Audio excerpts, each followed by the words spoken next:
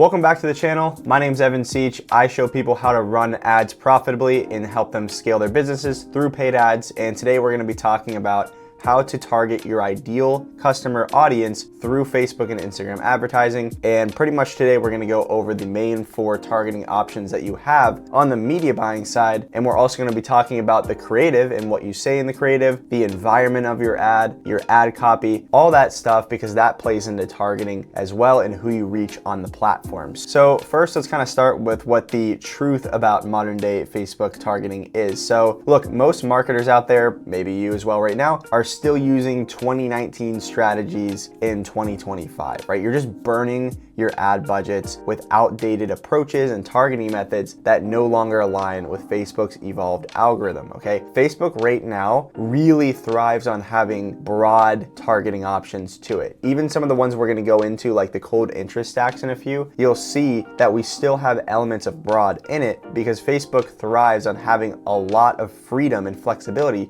to target who it deems necessary on the platform, given your set of creatives that you give it. So another harsh reality about targeting is, I know you're on here probably looking for some crazy targeting hack that's gonna unlock growth for your Facebook ads, but unfortunately, here's the thing. Your targeting and what you actually click inside of the ads manager is really only 10% of the equation, okay? Your creative itself, right? The actual ad itself, the messaging, and your offer really constitutes 90% of what determines your ad campaign success. So yes, these different targeting options can give you a nice boost that we're gonna go over here, these 4 right here, but you have to remember this whole time, okay, that the creative and what you say in the creative, how it looks, the environment you're in, and your offer itself really have a big pull on who you're gonna target. Huge, because again, Facebook's algorithm has become exceptionally sophisticated at finding people who convert based on its own data that it has on its users and its data from all of the advertisers on the platform, okay? But it does need clear signals from your creative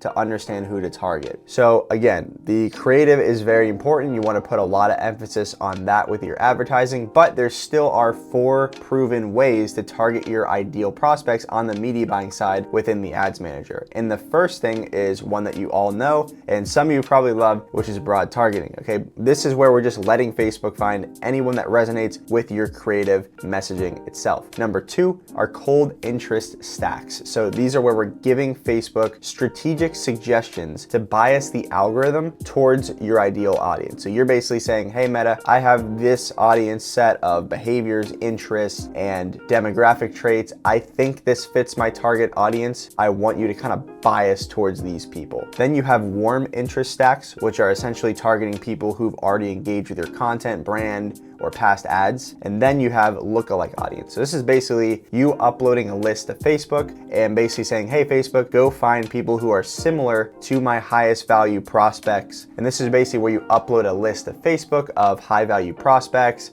SQLs, good leads, stuff like that, and basically tell Facebook, hey, go find people that are most similar to these people that I just gave you. Now let's dive into them one by one here. So first is broad targeting, right? So this is, again, the creative driven approach. So broad targeting means you're literally giving Facebook nothing on the targeting end, okay? It's broad. You're giving it minimal constraints, allowing their algorithm to find people who are most likely to convert based upon your creative and conversion data on the account. So your past history on the account, as well as the standard event that you're actually optimizing around. It's going to look at that as well. So this approach eliminates interest and demographics beyond basic parameters like country and age range that you can select. So this method works exceptionally well when you have a seasoned pixel with a lot of conversion data or creatives that are super dialed in and speak directly to your customer avatar and offers that'll naturally attract the right people. So you see how all of this is flowing together, right? Especially when you run broad. So if your creative states, for example, are you struggling to scale Facebook ads? Facebook will show it to people who it deems are dealing with Facebook ads scaling issues, even with broad targeting parameters, okay? So we're not actually going into the ad set level and putting any interest on here or anything or uploading any data to Facebook. We're literally saying,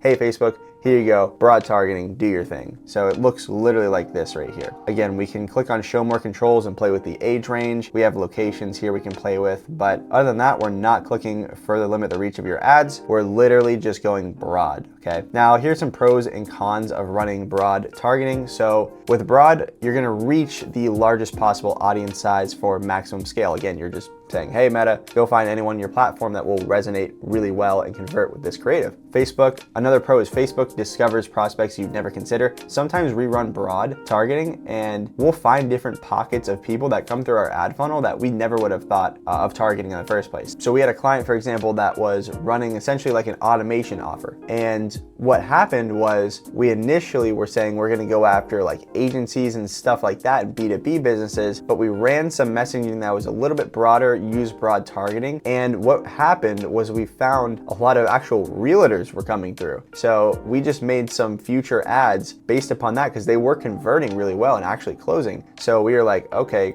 cool. I mean, this set of messaging apparently resonated really well, and this offer resonated really well with realtors on the platform. Meta kept serving it to them and they kept closing. So guess what we're gonna do? We're gonna go back in the lab and create some ad scripts and some ad angles around realtors and run those. So we did that and we found really good success with it. So sometimes you'll find like different pockets of people that you'd never, again, would have considered if you had like a cold interest stack that was super rigid, right? So another pro is you're just gonna have the highest scaling potential with no artificial limits. You're not placing a limit on the amount of reach due to having interest or a lookalike audience that's really tight, right? This is broad, you're leveraging a ton of data. So the cons of broad targeting is on new pixels and new ad accounts, you could have unpredictable performance because there's really no data to bias the algorithm initially towards a certain direction. Of course, your creative will help it. Of course, it references your creative a ton, your funnel, all that stuff, but we've seen a lot of kind of unpredictable performance on new pixels, which is down here. Why I say on new accounts, we don't specifically use broad targeting only. We will split test it against something like a cold interest stack or a lookalike interest stack as well. Sometimes all three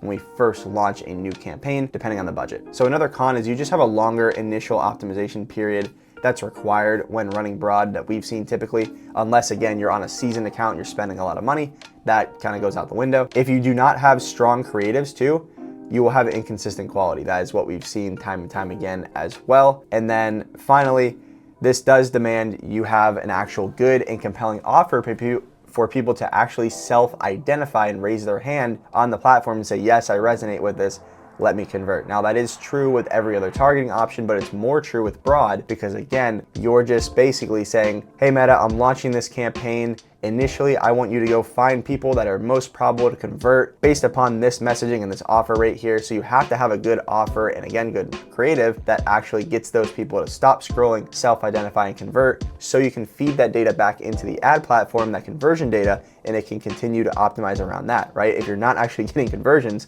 Meta is not optimizing. Meta optimizes and essentially goes after more pockets of people based upon who is converting right now. So that's broad targeting. Now let's go into cold interest stack. So this is where we're biasing the algorithm in some capacity manually.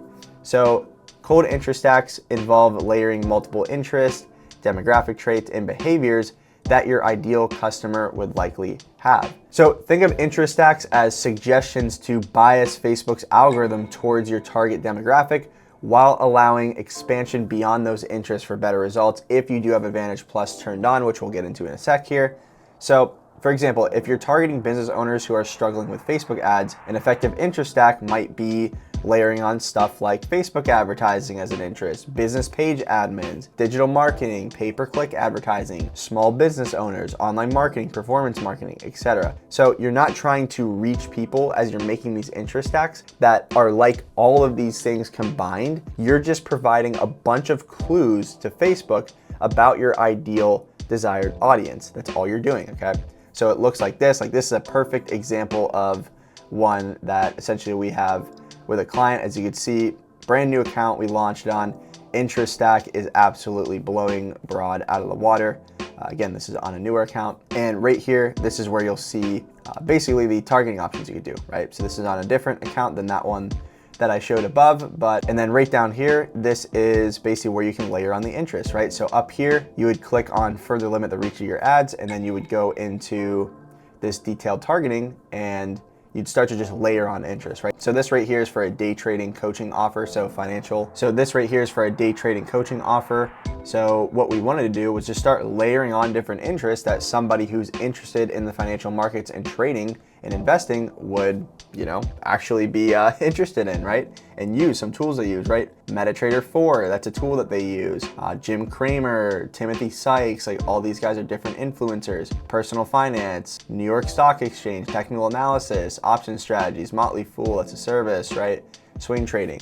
So when you're making interest stacks, we just like to layer them the heck on. I don't do that stuff where I have an ABO and I break out like 5 interests here and 5 interests here and 5 interests here and see what works and all that. Again, Meta thrives off of allowing it to do its thing, off of you saying, hey Meta, I'm gonna bias you a little bit with this cold interest stack and these interests to give you some clues, but I still want to stay broad. See where this says broad over here? I still want to stay broad and let you do your thing, okay? You got all this data. I want you to leverage all the data you have and just do your thing. So that's why we leave, for example, this Advantage Plus audience expansion turned on, which you'll see up here quite often. Now, a lot of the accounts that we're working on, they're actually pushing out some updates where we actually can't turn that off, which is kind of crazy. So again, that's just Meta pushing people more towards broad. They're like, hey, broad targeting, broad targeting, broad targeting, right? But if you do have the option, sometimes we will at times split test having this turned off. So Advantage Plus audience expansion, basically, if you have that turned on, it allows Facebook to span outside of your interest stack suggestions if it deems that it will raise conversion. So basically, if it needs to reach outside of people that fit these demographic traits, characteristics, and all that, it will do so if it deems profitable and like it will raise conversions. So that's essentially a little breakdown of cold interest stacks. Now, so again, we'll turn off Advantage Plus sometimes if we want to do like a very rigid test, but we still, as we build it, do layer on a bunch of them, as many as we possibly can that fit within that ICP, and we want this to essentially be broad over here. Now here's when cold interest stacks really excel. So if you have a new pixel that needs some algorithm guidance, again, whenever we just launch a new campaign on a new account, we like to do interest stacks, so we're good at building them, and also just helps us bias the algorithm towards a certain demographic trait and certain fit of characteristics for our target audience, versus just going broad, which will take a little bit of time to learn and optimize. It's also good when you have specific niches requiring different direction. We love split testing it, again, against broad targeting. And we've also used it at times to try to discover new audience segments, okay? So for example, we had a client that was in the raising capital niche. So they're basically trying to raise capital from people who are accredited investors on Meta. So what we did was like, hey, we want to target people specifically in the medical profession. So we did a medical profession interest stack, turned off Advantage Plus, and essentially kept it very rigid because we wanted to see if, hey, does this offer in this multifamily deal and these creatives resonate with people in the medical profession, like doctors, surgeons, stuff like that. That's like a very micro test that we did. Now here are some limitations of cold interest stacks. So you're gonna have at times, especially if you turn off Advantage Plus, constrained audience sizes. You might have some potential audience overlap issues as well if you have multiple campaigns running the same interest stack. And also these interests are not always accurate, right? Like everything in here isn't always perfect, okay? So it might actually exclude qualified prospects if you keep it very tight and run this interest stack. Like you might have some ideal people in your target audience that just don't fit any of these actual parameters that you put in. You might have just built the interest stack wrong or not broad enough. So that is a limitation there. And some pro tips for success when using cold interest stacks is you just want to layer on interest and keep the gauge up here broad. So Facebook's algo, again, still loves having the breathing room to do its thing. So we also like to mix broad and specific interests in our actual campaigns. And then we like to test sometimes with and without Advantage Plus expansion turned on. Next, let's get into warm interest stacks. So this is essentially leveraging your content and your data. So warm interest stacks target people who have already engaged with your content, your brand, your funnel, your past ads, and plus at times you could layer on different relevant interests as well. So this approach is incredibly powerful if you're consistently creating content like your big personal brand, as these audiences that you'll build already have familiarity and trust built within you and your brand. So For example, consider having, 50,000 people who have watched 25% of your Facebook ad videos or something, or Instagram organic content or Facebook organic content, whatever it is, right? They've already consumed content from you in some capacity. Maybe they even clicked on an ad. Stuff like that is what you would layer into a warm audience stack. So then when they go and they actually see your ad, it's not completely cold. They recognize you, okay? So this is all it is. Cold audience stacks, like we talked about before, are just us layering on different interests and everything for people who are not familiar with us whatsoever. They have not engaged with ads. They have not opted in. They have not engaged with us at all. They've not watched an ad. They haven't watched organic content, stuff like that. They haven't visited our website. Okay, warm interest stack is where we're taking, video engagement. So people who have watched 25%, 50%, 75% of our video content, organic or paid, website visitors who have sat on the pages for a while, email subscribers, social engagements, people who have liked, commented, shared, stuff like that, okay? That's what we're stacking into a warm interest stack. And what we like to do too there is we like to layer them on again, okay? We layer really as many on that we deem will be profitable and will actually reach people who have high intent to opt in to whatever we're trying to sell them through a direct response ad. Now, a quick note on warm interest stacks is they just require consistent content creation or advertising, right? You're targeting people who have engaged in some capacity with some content or some ad or some part of your brand, right? So you actually need to be posting more than once a month, right? If you post once a month, you're not gonna generate enough data. But again, having multiple weekly posts, daily posts, stuff like that is really gonna help you build up that audience base that you can remarket to. That's really all it is. Like we're remarketing to people who have engaged with your brand. That's all warm interest stacks are. So it is limited, again, based upon how much content you put out and everything like that. And of course, like the quality of your content. If your content's bad and they see an ad from you, well, guess what? They're like, this dude's organic stuff sucks. This free stuff sucks. Why am I gonna opt into anything paid here? So that's just a couple of things here, but if you have a great personal brand or you're advertising on behalf of somebody with a great personal brand, they haven't run a warm interest stack before, this is fantastic to do. We love doing this and we love pairing it with something like a big webinar or a paid challenge or something. It's really, really good to do. So the fourth one is lookalike audiences. So this is basically finding your customers' twins on Facebook. So lookalike audiences enable Facebook to find people similar to your best customers or prospects. So we typically keep these tight at 1 to 3% on the similarity scale because accuracy weakens as you expand beyond this range. I'll show you what that is in a second here. So the key is building lookalike audiences from high quality source audiences with substantial and clean data. So lookalike audiences, again, we just take data that we have from our CRM or something like that, upload it into Facebook, and basically say, hey, Facebook, go find people that are most similar to this. And just as a note, you need at least 100 people in your source audience, but 500 to 1,000 is what we usually go for because you're gonna get a lot more accuracy, right? It's basically trying to match up these emails, names, all this stuff with profiles that they have on Facebook. So in your CRM, if you take 100 people, your match rate might be low. So that's why we like to go 500 to 1,000. And since the match rate is gonna be higher and the audience set's gonna be a little bit bigger as well. If you're watching this and you're like, dude, but I only have 50 purchases in a given window, then, look, your lookalike audience won't deliver reliable results. You might not even be able to upload it and match anything. You might not even be able to run it, okay? So you need to expand the time frame out. So you need to expand your time frame out in that case, or layer on, stuff like add to carts, for example, right? So if you only have 50 purchases and you're running an e-com store, then that's a problem. You can't run a lookalike audience. So what you're gonna have to do is take a step back in the funnel and layer on people who have maybe added to cart or people who have maybe bought in the past 6 months or even years, stuff like that. You just gotta expand out so you can accumulate more of that data and feed it into Facebook. So another example, if you're running a call funnel and you only have 50 booked calls that are qualified within a 30-day period, you can basically expand that out, right? You can expand it out. Okay, cool. We're gonna go 90 days. Okay, we don't have 200 yet or 300 yet. Okay, you can basically expand that out then to 90 days. And if you still don't have enough data in there, okay, cool. Maybe we can extend it out to 6 months. If you still don't have enough data there, then okay, let's start layering on maybe some people who filled out an application but didn't actually book a call. Then you can start just layering on more of these high intent audiences and prospects. And all to just get your desired audience size so you have a high match rate, enough data to feed into Facebook to actually effectively run a lookalike audience on your ad set level. So our favorite sources to include are purchasers, high value customers, and people who book calls, as well as SQL, so sales qualified leads. So they actually talk to the salesperson and are like, okay, these guys are qualified, and our salespeople mark them down as being qualified.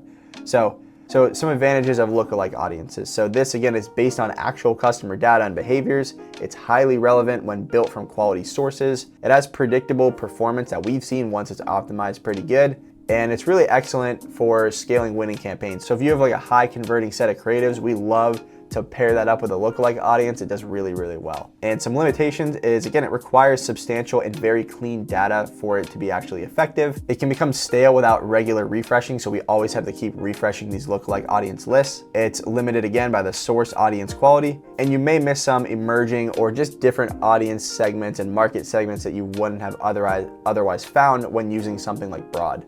So again, another pro tip here is we like to stay within that 1% to 3% range here. So when you go to actually create a lookalike audience, you'll see this sliding scale down here. And this sliding scale is basically how close you want what Facebook's gonna go target based upon this lookalike audience to be to the actual source audience that you upload, okay?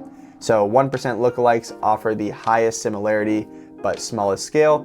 3% is kind of like a good preferred balance that we like to do. We do start, to be very clear, with 1% and we'll expand outwards as needed. And 5% plus typically delivers some diminishing returns that we've seen unless we're advertising for an offer that has basically like very big TAM, right? If we're doing something that's very like niche specific, like a B2B offer, then we'll try to stay very tight here.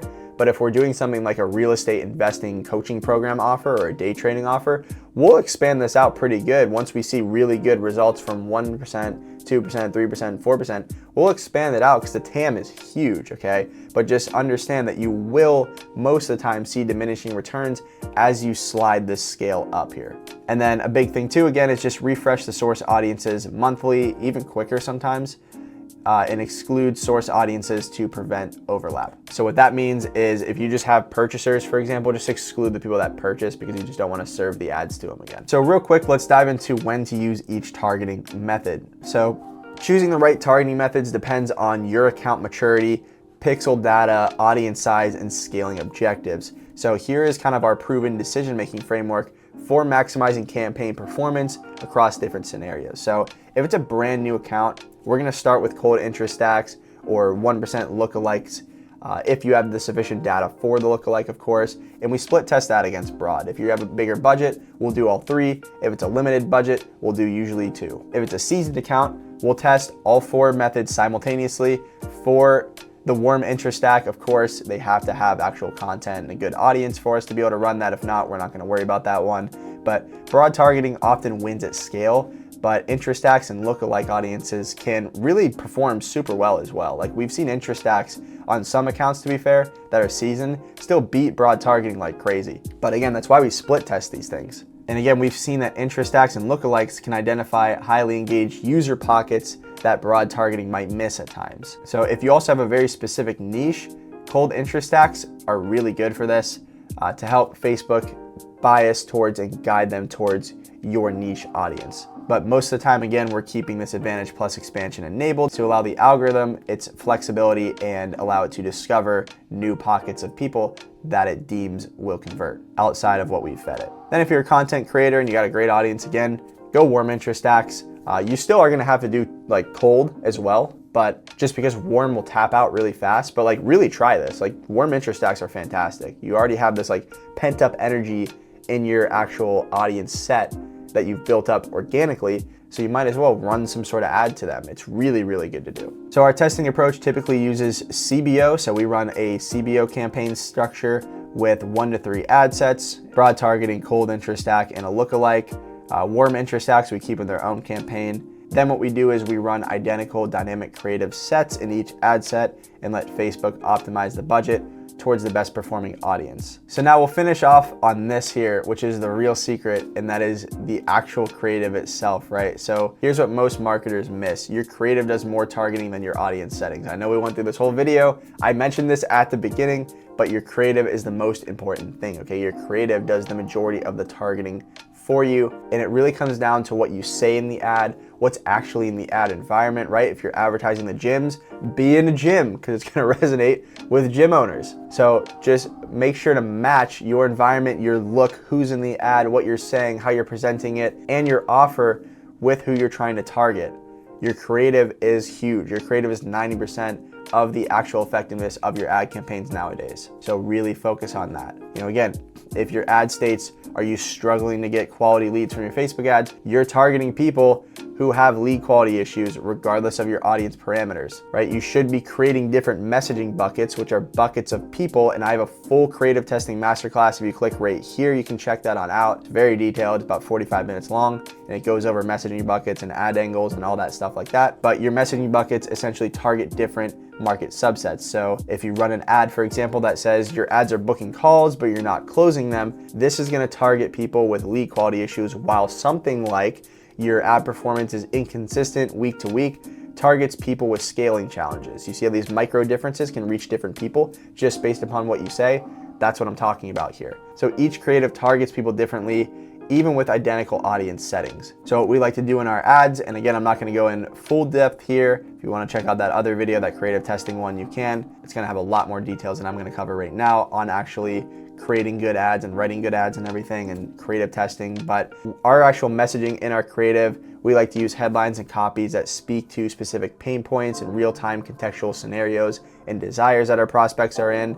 We like to use visual elements. So, you know, different overlays and images and environments and stuff like that that resonate with our target demographic. We like to really position our offer properly and paint it as a great solution and a very low resistance solution for our prospects. And we just give them a very clear, specific call to action, which is a specific set of actions that filter for qualified prospects. So that's another big thing too, which I'll talk about here, is having pixel conditioning set up through your funnel. I'm gonna have a whole other video on that. And if you have any questions on it, you can comment below. So another thing I wanna mention here is pixel conditioning. So with your funnel, you want to be eliminating the ability for unqualified leads to report back to the ad platform. So you basically go into your application software that you're using and you segment out people of down one or two paths. If they're qualified, they answered all those questions in a qualified manner, you send them down one path that has the pixel, that has the standard event code, all that fun stuff, and it reports back into the ad platform. If they basically said they are unqualified, they go down this path, then they go down this path, which has no standard event code on there. That's gonna also help you target your ideal prospects over time because you're training the algorithm in the machine learning platform to only reach people who are qualified. So something that not a lot of people talk about either is your offer also functions as a targeting mechanism. So for example, a $297 course attracts different people than a $5K mastermind, right? A done-for-you offer is gonna attract different prospects than a do-it-yourself course. Your offer also self-selects your audience, which explains why broad targeting can work so effectively when your creative and offer clearly speak to a specific persona. So if you have any questions on any of these, drop it in the comments below. And then if you want us to build and release a paid ad system that has all of this combined in there for you and more, there's also a link down in the description below. If you want us to run your ads for you, there's another link down there too. And other than that, drop a subscribe and I'll see you on the next ones.